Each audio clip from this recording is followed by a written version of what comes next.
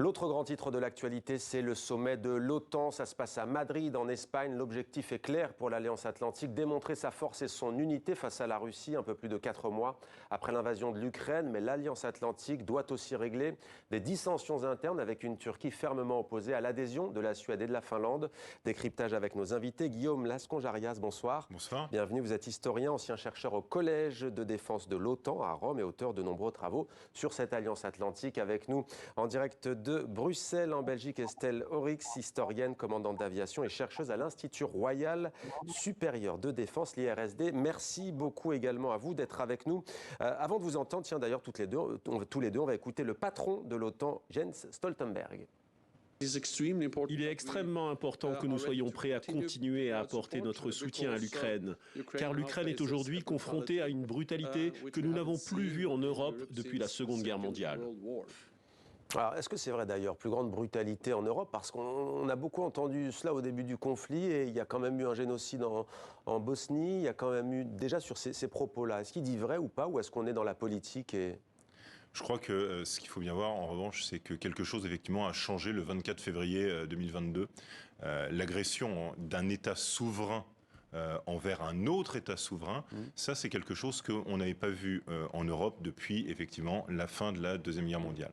Et ce retour en fait des conflits interétatiques au seuil de l'Europe, ça, c'est quelque chose de neuf. Quand on parle de l'ex-Yougoslavie, on parle plutôt d'une crise et d'une dissension interne avec un conflit absolument terrible, effectivement. Avec la dislocation de l'ex-Yougoslavie. Avec les dislocations de l'ex-Yougoslavie, mais c'était bien en fait un conflit intra-étatique. Quand il dit brutalité, c'est aussi la guerre employée, l'artillerie. Ça aussi, c'est nouveau? Non, c'est pas véritablement nouveau. Depuis la Seconde Guerre mondiale? C'est pas véritablement nouveau, c'est simplement en fait, là encore, comprendre que la guerre telle qu'on la mène n'est pas simplement limitée à quelquefois ce que l'on pouvait avoir comme emphase technologique, c'est-à-dire des missiles de précision et puis une guerre zéro mort, sauf qu'on oublie toujours que la guerre zéro mort c'est souvent dans son propre camp, mais en l'occurrence là on se rend compte que quand on revient à des guerres finalement très traditionnelles et très conventionnelles, eh bien l'artillerie joue un rôle, l'infanterie joue un rôle, les chars jouent un rôle. En tout cas, c'est important de bien poser cela après les propos d'Jens Stoltenberg pour comprendre aussi comment l'OTAN peut revoir sa stratégie, revoir sa copie, comme on dit souvent. Estelle Oryx, c'est quoi l'enjeu de ce sommet de l'OTAN à Madrid, justement? C'est un nouveau concept stratégique? Oui, tout à fait. Donc, le sommet qui va avoir lieu le 28 juin pendant 3 jours et qui va rassembler les chefs d'État et de gouvernement des 30 pays de l'OTAN va discuter du nouveau concept stratégique de l'organisation sur 10 ans. Il s'agit du 4e concept stratégique depuis l'effondrement du bloc soviétique. Le dernier en date datait de 2010 et celui-ci est très attendu, évidemment, dans le contexte de la guerre en Ukraine. Bien sûr. Mais concrètement, à quoi il faut s'attendre? Ce sommet sera un tournant et plusieurs décisions importantes vont être prises. Voilà ce que dit aussi Jens Stoltenberg. À quoi peut-on s'attendre? Alors, ce à quoi on peut s'attendre, c'est qu'effectivement, on va discuter de la relation de l'organisation avec la Russie, qui est devenue la menace principale, je cite le secrétaire général de l'OTAN Stoltenberg, la menace principale de l'organisation pour sa stabilité et également à l'encontre des valeurs démocratiques défendues par l'organisation. Donc ça, c'est un moment évidemment très important, très attendu, la relation à la Russie. La relation à la Chine, ce sera également une première. Donc, dans le dernier rapport stratégique, il n'était ni question d'une Russie menaçante. Elle était considérée comme un partenaire stratégique. D'ailleurs, le président russe de l'époque, Medvedev, était invité. Et donc, on mettait l'accent dans le dernier rapport stratégique sur le partenariat OTAN-Russie. La Chine, on n'en parlait pas non plus. Cette fois-ci, la Chine n'est pas vue comme une menace, mais comme un défi sécuritaire. Et également, il sera évidemment question de l'adhésion de la Suède, de la demande d'adhésion de la Suède et de la Finlande. Alors, vous avez dit défi sécuritaire. Justement, je me tourne vers vous, Guillaume Lasconjarias. La priorité absolue pour l'OTAN, c'est d'éviter ce que vous nous avez décrit tout à l'heure, à savoir que la Russie, à l'avenir, ne procède à une nouvelle invasion, à une nouvelle agression. La question, c'est, a-t-elle les moyens de cette ambition? On a le sentiment que l'OTAN ne fait plus peur à Vladimir Poutine. Au contraire, je dirais, c'est tout le contraire. C'est-à-dire que la crédibilité de l'OTAN est encore moins engagée maintenant qu'elle ne l'était auparavant. Depuis le début de la guerre en Ukraine, l'OTAN a bien précisé quel était son rôle et quelle était sa posture. C'est une posture extrêmement claire.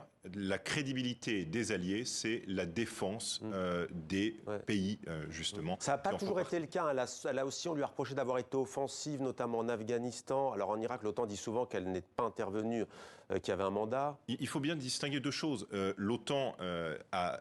Et dans le concept stratégique, on trouve 3 grandes missions. La première, c'est la défense collective. La défense collective, c'est l'article 10 des Mousquetaires. Hein. L'article 5, c'est un pour tous et tous pour un. S'il y en a un qui est attaqué, on intervient. C'est ça. Au moins, on donne les moyens de se défendre. Mais il y avait, depuis les années 90 et puis surtout depuis 2010, 2 autres missions.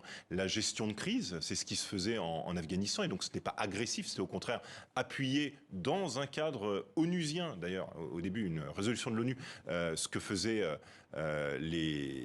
l'OTAN donc dans ce cadre-là. Et puis la sécurité coopérative, c'est-à-dire par une politique de partenariat avec. Alors est-ce qu'elle a les moyens, l'OTAN, justement, d'empêcher que la Russie n'agisse comme elle l'a fait en Ukraine? C'est quoi? On parle par exemple de cette force de réaction rapide qui serait portée à plus de 300 000 hommes. Alors là encore, l'OTAN n'a pas d'armée. L'OTAN a quelques moyens qui lui sont donnés par les États.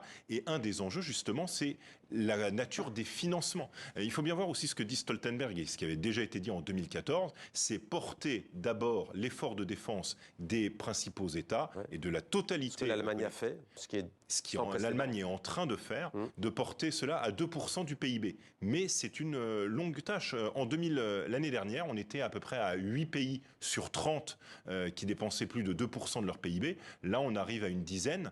Mais c'est plus de beurre et moins de canons, ou moins de canons et plus de beurre. Alors Estelle Oryx, les États-Unis mettent combien? Excusez-moi, je n'ai pas entendu. Les États-Unis mettent combien? C'est le principal pourvoyeur de l'OTAN? Oui, tout à fait. Donc, il est entendu, en général, les États-Unis fournissent plus ou moins 70% des capacités militaires de l'organisation. C'est évidemment le pays qui consacre la plus grande part de son PIB. Et qui tire les ficelles, du coup. L'OTAN. Et donc, voilà. Et qui tire les ficelles aussi, du coup? Alors, est-ce qu'elle tire les ficelles? Elle a un rôle certain à jouer, qui n'est d'ailleurs pas remis en question par la majorité des membres de l'OTAN. On le voit bien sûr dans les dernières discussions qui ont eu lieu lors de la rédaction de la fameuse boussole stratégique de l'Union européenne. On a rappelé l'importance de l'autonomie stratégique de l'Union européenne, mais également que l'OTAN est le partenaire et reste le partenaire principal de l'Union européenne. Mais donc, il y a effectivement une volonté des Européens d'avoir davantage d'autonomie, mais autonomie ne veut pas dire une mauvaise relation avec les États-Unis qui s'avère bien utile actuellement. Alors, vous êtes l'auteur notamment de La Belgique, l'OTAN et la guerre froide. On rappelle que le siège de l'OTAN se trouve à Bruxelles, en Belgique. L'organisation est née en 1949. La question de l'élargissement de l'OTAN, elle se pose aujourd'hui clairement. La Suède et la Finlande postulent. La Turquie n'en veut pas. Elle dit que ces 2 pays sont de connivence avec des organisations, entre guillemets, terroristes. On connaît comme Ankara une aversion pour les organisations politiques kurdes et militaires kurdes. Comment sortir de cette impasse? On va écouter, tiens, d'abord peut-être Recep Tayyip Erdogan, le président. Si la Suède et la Finlande doivent devenir membres de l'OTAN, elles doivent prendre en compte les préoccupations de sécurité de la Turquie, membre de l'organisation depuis 70 ans. Il ne peut en être autrement. Plutôt convaincant, il a raison. Si on est membre de 70 ans, ceux qui entrent doivent se plier.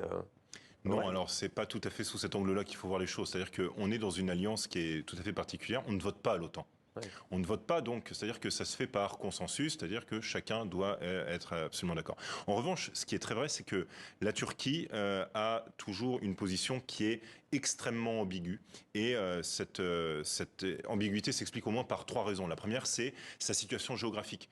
Elle est sur le flanc sud de l'Alliance, c'est-à-dire qu'elle contrôle à la fois un accès à la mer Noire. On a vu le rôle qu'elle jouait justement comme contrôleuse des Dardanelles et du Bosphore.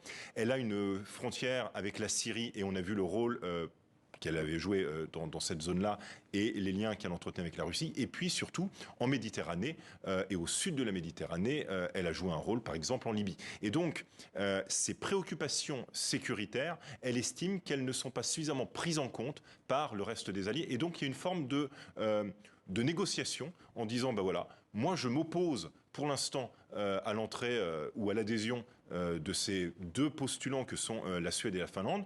Si on ne prend pas et si on ne m'écoute pas, c'est aussi un message que la Turquie envoie à Moscou en disant, bah, vous voyez bien, moi je suis aussi capable de faire pencher la balance. Et c'est un message qui est très important puisqu'on a vu ces dernières années une forme de rapprochement ou d'éloignement, éloignement vis-à-vis des Américains, rapprochement vis-à-vis de Poutine, même si tout cela n'est jamais tout à fait clair. On voit bien que ce sont des drones turcs qui ont joué un rôle important en Ukraine. Les fameux drones Bayraktar. Estelle Oryx, je me tourne vers vous. Qu'est-ce que ça changerait l'arrivée de la Suède et de la Finlande? Franchement, je me répète, mais est-ce que la Russie craint vraiment l'OTAN aujourd'hui, en sachant que de toute façon, on sait qu'il n'y aura jamais de confrontation? On a d'un côté une puissance nucléaire, on a de l'autre côté l'OTAN, bien entendu, qui est une organisation sans commune mesure avec l'armée russe.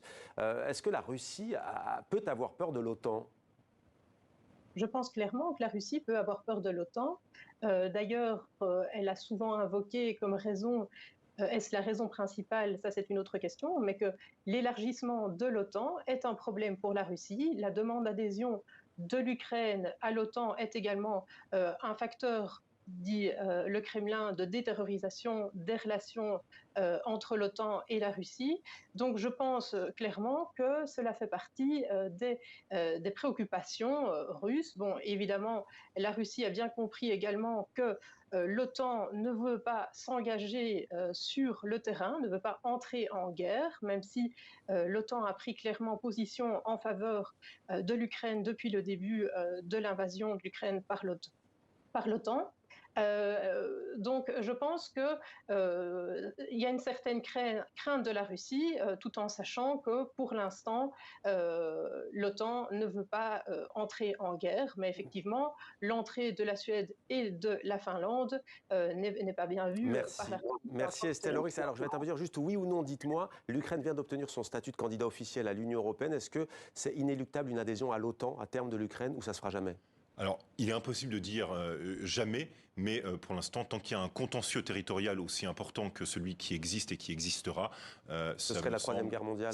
Non, je ne dirais pas ça, parce que là encore, il faut difficilement prévoir le futur, mais c'est extrêmement improbable. Merci beaucoup Estelle Oryx et merci à vous également Guillaume Lasconjarias d'être venu sur notre plateau pour votre éclairage.